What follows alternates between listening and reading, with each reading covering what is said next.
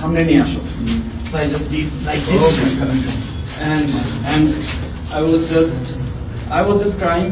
I just thinking about my two small child, and আমার যে বাচ্চা দুইটা ছিল, একটা 7 মাসের বাচ্চা আর একটা 1.5 বছরের বাচ্চা। আমি শুধু তাদের কথাই চিন্তা করছিলাম, আমি তাদের খুব মিস করছিলাম, এন্ড আমি শিওর ছিলাম যে আমাকে মেরে ফেলা হবে।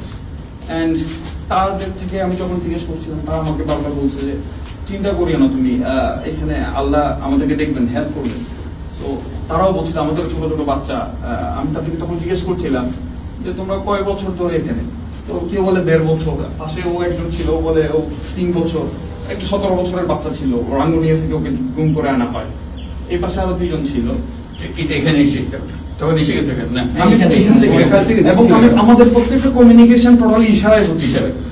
কারণ এবং যে ইশারা যখন বুঝতাম না এখানে একটা দেওয়াল ছিল, তখন মুভ করে ফেলেছে।